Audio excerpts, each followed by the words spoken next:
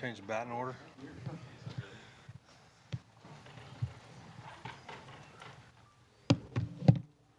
How y'all doing? Thank you. What's that? Thank you. What's kind of prevented J.J. arcega-whiteside from making more of an impact and getting on the field the last few weeks?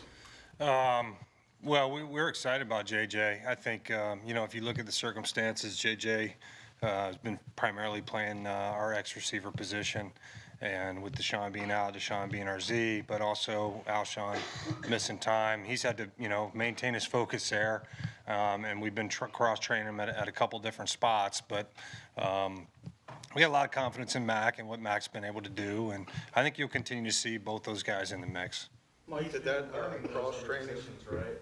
So at what point would you feel comfortable playing him and one of them in a game? Well, we were cross-training him at actually two different spots, but not necessarily that one, and he's been trying to catch up on that. So I want to help you guys understand this. When Alshon's out and misses time, he's the next guy in the game at that position. So in practice, he ends up having to practice primarily there when Alshon misses. When Alshon's here, that gives him the flexibility to be able to bounce around a little bit more as opposed to just everything being in the classroom. So learning a new position and getting no reps at it is tough, you know what I'm saying, as a rookie player. At what point, how much time would he need to learn a new position before you guys would put him out there in a game? Well, we put him in the game. He's been in the game, but at his primary position, and like I said, we've cross-trained him at a couple different spots. I don't know what the time is. I can't give you a time limit on it. Mike, last year, Dallas Goedert, that 75-yard touchdown that was called back by OPI. Would the rules change? Do you think that would be reversed? Do you think that would have stood? I believe what we heard back from the league following the game was that they shouldn't have called that. That was my recollection of it. I'd have to ask, upstairs to be 100% sure about that, but that's my recollection of that play. The way calls are going. Sure. With the replay of the challenges. Mm-hmm. What's your gut instinct, feeling about whether that, would still be reversed this year? Yeah, if it's clear and obvious, they'll change it. I don't know, but it seems to be up for interpretation. A lot of comedy into the Emma? things Yeah. these days. Mike, a two-pronged question on Miles. A, are you surprised how fast he's developed as a receiver? Secondly, I know you guys are very big on not being predictable as far as players' roles. Is there any sensitivity towards him becoming kind of known to defenses as the pass-catching running back and Jordan the running back? It's a good question. I don't think we're surprised by his development as a receiver. We did our due diligence on him coming out of Penn State and felt like he was going to be a really good pass catcher out of the backfield. But the second part of that question, I would say, is that anytime you have, I think it's 6 plays over 30 yards in the last 4 games or so, you're going to get the attention of your opponent. So he's made an impact on our offense in that area, and I'm sure that people take notice. Mike, what did you think of how Andre Dillard performed? I think Andre did a good job stepping in. He was playing against a really good football player. And, he had some good plays, and he had some plays I think that he'll learn from as a rookie player. We had some of the same conversations early on about Miles. And, you've seen him grow as a player each and every week. So I think the more he plays, the more he'll grow. What's going to make Mac Hollins a more productive part of your offense? What has to happen there? Well, I think Mac is executing what his job has been assigned. The ball just hadn't found him. He had a couple targets the other day. One was an off schedule, really more of a throwaway.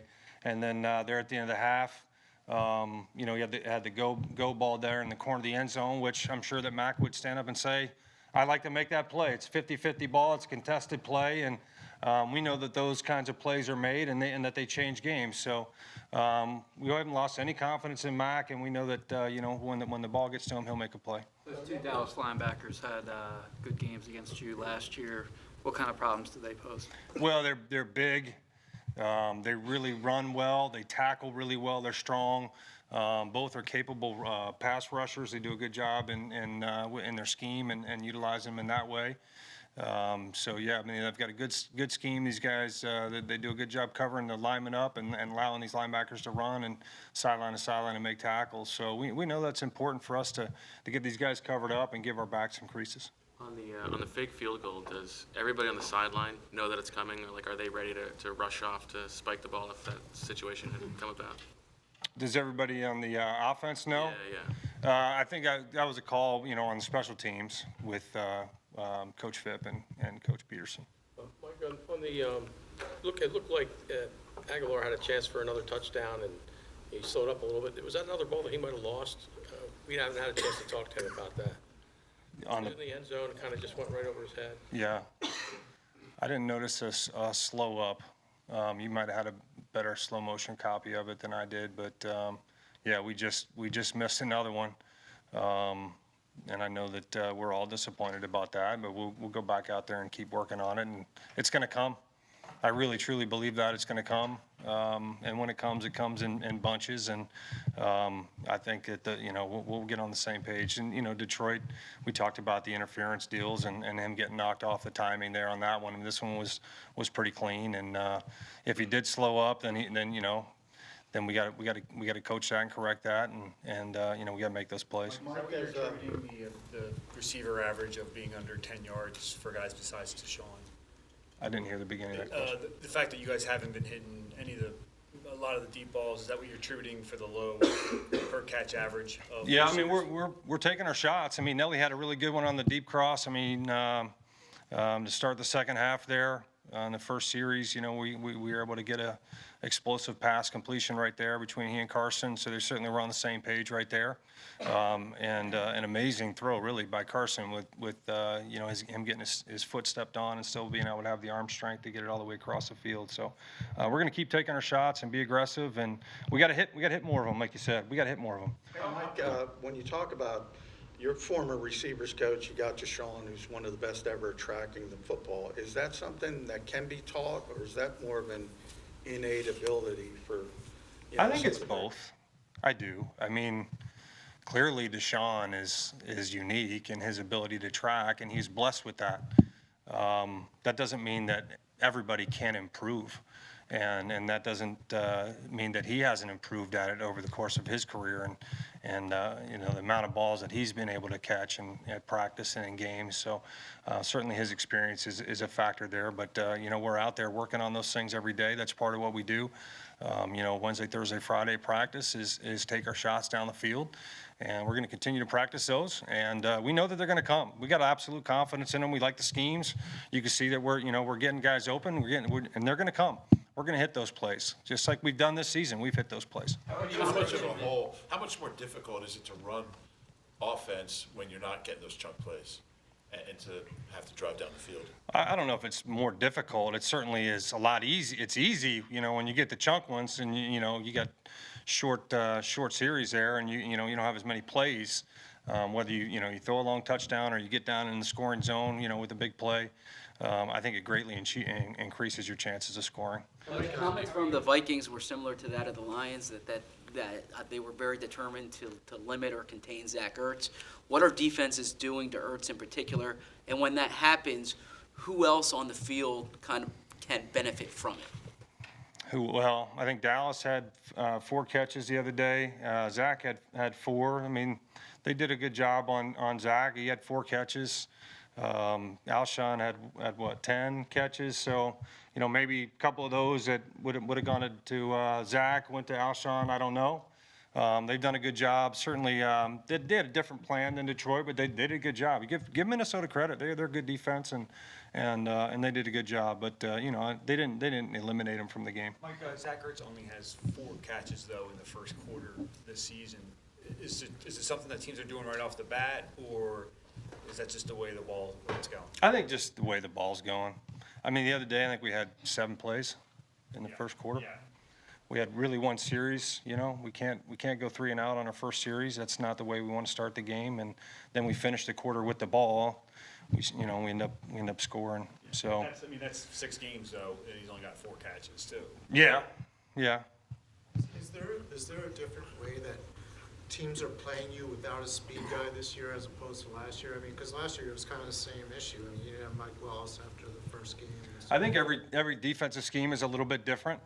So I don't notice any major change, and based upon our scouting report and our game plan of the way when we get there on Sunday of how teams are playing, and we usually do a good job of diagnosing that early in the game, and then making adjustments if we feel like it's something that we weren't necessarily expecting.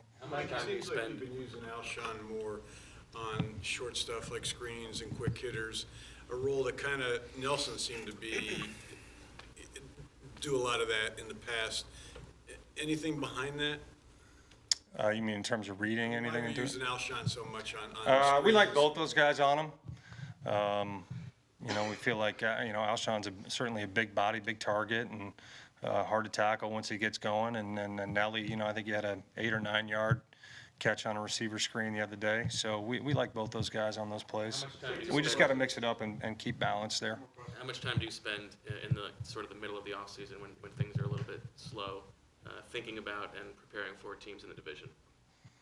Well, we obviously concentrate on the division, and we know this is a significant game in the division and at this point in the season. And we're excited to go down to Dallas and play.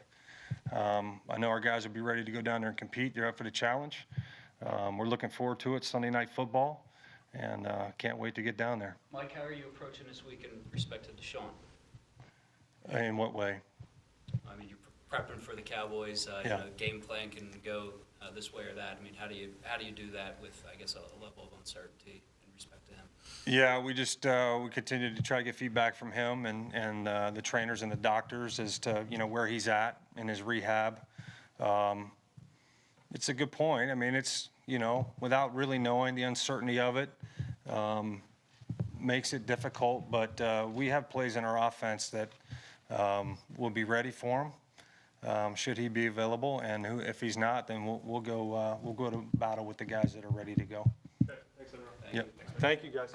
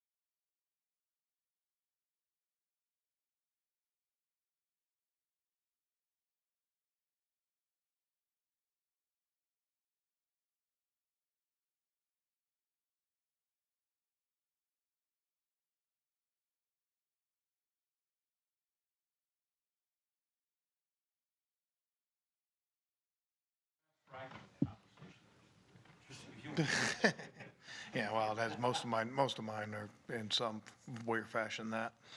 All right. What was the thinking behind the Zach Brown release? Well, that's probably more of a question for Doug and Howie. I will say this, we need more production from our linebacker position in general. And we're also trending to get, Camus is coming off of his preseason, so to speak. So, we're excited about getting him back in a role that he had done a good job in through the spring and summer and until he had gotten injured. So it'll be good to get him back at a low experience last year. Is an increase in the role of, say, T.J. Edwards, perhaps, if you're looking for more production there? Yeah, maybe. All that kid's done when we put him in the game is made the plays that have come to him. He's been physical, he's been a short tackler, and he's been assignment sound. And those are all three good things to be said about a linebacker. He's made steady progress through training camp to preseason and then regular season, and in games that he was thrown out there. Due to injury, it's a tough situation when you go out there due to injury, particularly being a young player, because you have no practice reps. But he was up to the task, and I think just like any of our players, he's expected to be up to the task. It's unusual for a guy to play 58 snaps one day and then be released the next day. Was there something specific, do you think, that did they talk to you about this? And was there a specific incident or something that happened that keyed the release of Zach Brown? Yeah, I'll just leave that to those guys. They can address those roster decisions. There looked like there was some miscommunication at times on the back end. A, is that fair? And B, if it is, what do you think the issues were? Yeah, 100% fair. And as coaches, you go through a lot of things. I mean, part of what you do in the NFL is you try to manage, where your matchups are, and there's physical errors, there's technique errors, or there's another guy makes a play or something like that. And that's life in the NFL. But communication issues will get you beat quick, and I think one of the main things that came down, you're probably talking about the play, guys wide open down the field. And our team needed us at that point. I think we'd either just turned it over or just gone for a fourth down or something, and they had the ball right around midfield. And it's our job to go out there and get a stop right there. That would give us a lot of momentum, hold them out of the field goal range, get a 3 and out. Instead, not only did we not do our job, but we gave up a quick play. And that's something that we can't allow to happen further in the future. It wasn't just one guy was open; there were 3 guys wide open on that play, and it wasn't a new coverage or anything else. But when it's all said and done, that's my responsibility, and we can't let it happen again. Malcolm explained on that play why he didn't make his assignment. What was the mistake? What was the problem on the other side on the deep post? Yeah, you guys know I never get into the specifics of each one. Just say that it's enough to say that we broke down. I mean, it's anybody that watches it knows that you don't scheme stuff up to have 3 guys running down the field. We want to try to get our corners some help. They were struggling in their matchups. We were trying to get them some help, and the opposite happened. We ended up getting in a position where we weren't helped, and not a good feeling. And we paid the ultimate price for it. Not just a touchdown, but a touchdown in a tough situation. Again, that's a situation that defenses take a lot of pride in.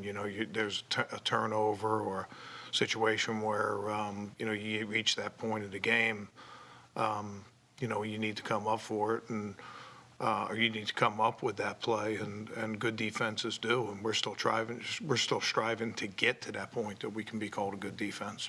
Jim, 10 men on the field on the one play.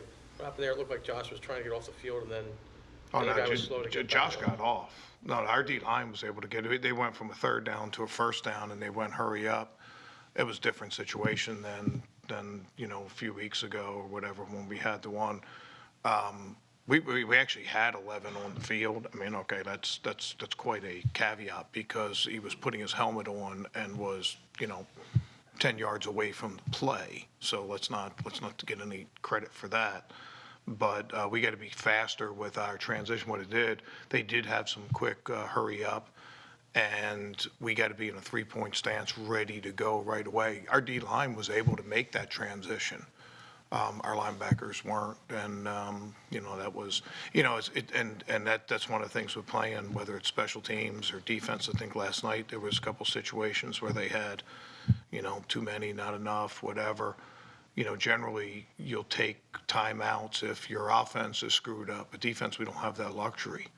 And, that's another situation that, you have to be there and relied on when it comes down to it. The rest of the time, anytime they tried to hurry up, we were good, but you don't get do-overs in this league. We have one shot. They were able to take advantage of it on that play.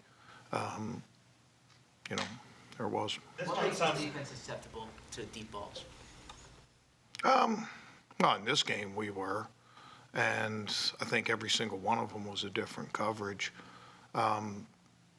If the offense is trying to attack, you need to be able to make plays. It's a combination of a lot of things. If there was one common thread, if you looked at all the deep passes, I'm sure, somebody has dissected it, Pro Football Focus or one of those people, there's speculation what coverage we were in on each of those. They've all been different. The bottom line has been the same. The ball's been going over our heads, but they've all been different. If it's one thing, it's a little bit easier to put, to put it in a box and be able to deal with it. But we've been battling inconsistency. I always say up here, how we play, whatever, 3-3. Well, that's the way we've played defense. We played defense, good and bad. And last week we had a really good game, and this week we played a poor game. We need to get out of that, and we need to trend up, and we need to be consistent. We're striving for that, including our deep balls. If it's not scheme, then is it personnel on the deep balls? I didn't say it wasn't scheme. I said it's been all of our schemes. Yeah. Jim, how will the cornerback rotation be impacted with, I guess, the imminent return of Jalen and possibly Darby this weekend? Yeah, that'd be a nice situation to be in, How do you incorporate? to try. How would you incorporate a guy like Jalen who hasn't played in a year? I would assume you probably have to bring him along slowly, or how does that work? We'll see. Well, Jim, do you feel like you're getting enough production from your edge rush? Yeah, this game was a little bit. You talking about this game? Well, I think aside from the Jets game overall, yes. Yeah. I'll go this game. Watch how many times those guys got one-on-ones. It wasn't very often. It was either play action with heavy protection, double chip,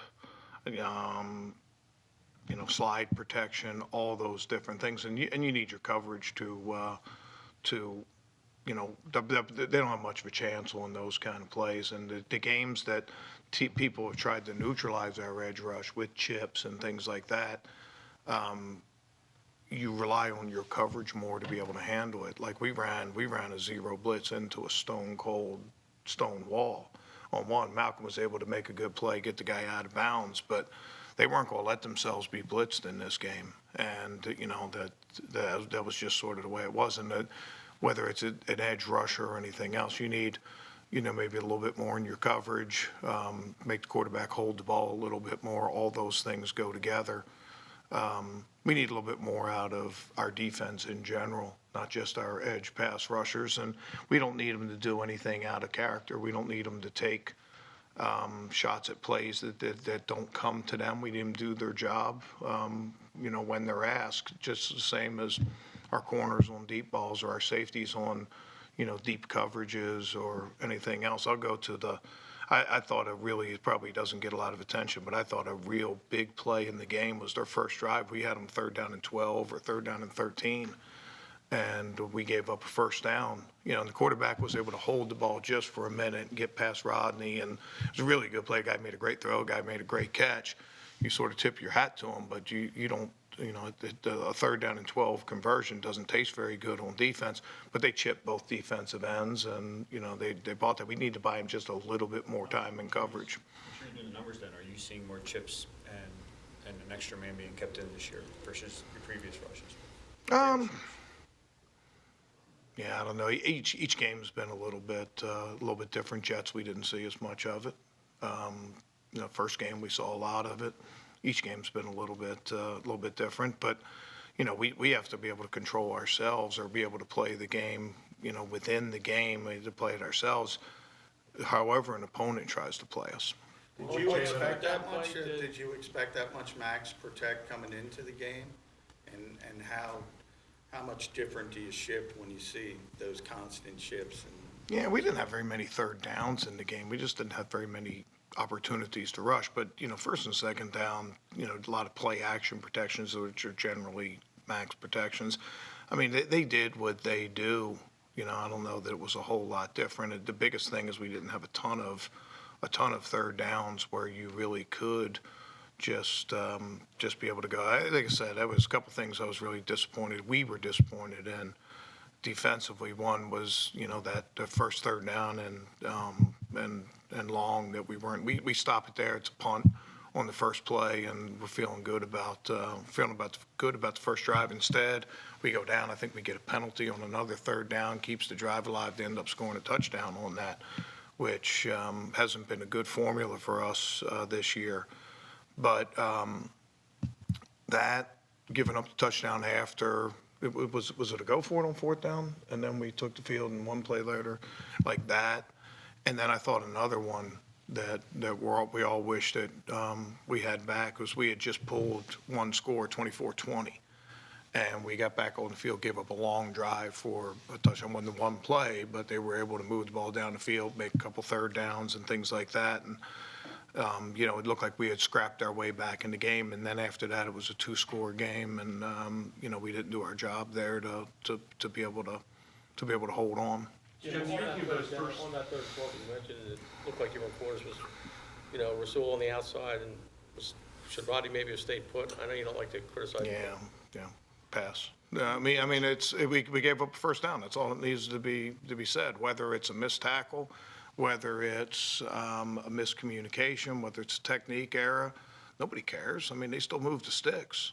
They don't come back and say later. Now, I mean, it's obviously we address it in meetings, we address it on the sideline, and we talk about how the next time we have to play it this way, and this is the way this is what happened on that play. You don't put your head in the sand on any of those, but I mean, when it's all said and done, there's no excuses. I mean, they moved sticks, and they were able to get in position, get a touchdown on that play, and that's something that we pride ourselves on defense, is keeping touchdowns off the board, particularly early in the game. And for us to get to our team to where we want our team to be, we have to do a better job of that defensively, particularly early in the game. You saw it in the Jets, quick 3 and out. All of a sudden that was rolling. Getting momentum can change quickly in games, and I think there's a good example right there. Whatever it is Doug said yesterday that he's going to reconsider deferring when he wins the coin flip because the other team seems to always score on the first drive and the offense is behind before it gets on the field. As the D coordinator, how does that make you feel? No, I don't know. I mean, whether we win or lose the toss, I don't even know, going in. If somebody says defense, we put defense on the field. Somebody says offense, we hope that they score and we go play. I mean, that's questions for Doug, not for me. Whenever it is that Jalen is able to come back, what does he bring to the defense? But Jalen's an experienced player. He's tough. He's very competitive. He's a good tackler. It'll be nice to get all those things back when he's able to do it all on the field. Okay. Just, So 3 more. Okay. Yeah. cornerbacks always talk about how when there's a big play against them, they have to put it behind them and forget about it and stay confident. Do you see those qualities from Sidney and Rasul right now? Inconsistently. There have been times that they have, but, like a 3-3 team, we're all striving for consistency. And I think that those guys are striving for that. I don't know that any of those were lack of confidence or putting the play behind them, but it was, whether it was a penalty, whether it was a physical error or a technique error, which is a physical error, or a communication error. Another bad play ended up rolling up on them, and it's the life they live. There were a lot of technique errors. There were a lot of miscommunications in every game with D linemen and linebackers and everything else. Whether you win the game like we did against the Jets or you lose a tough game like we did against the Vikings, But generally, those don't get the attention that the cornerback position takes, and that's part of that job description, that scrutiny, kickers, quarterbacks, head coaches, those are the, I'm probably defense coordinator, blitz, play man with two deep guys over the top, all those things. I mean, it's just what we deal with and everything else, and corners need to be able to put bad plays behind them, and we've been inconsistent doing that. Okay? Thanks, Jim. Okay.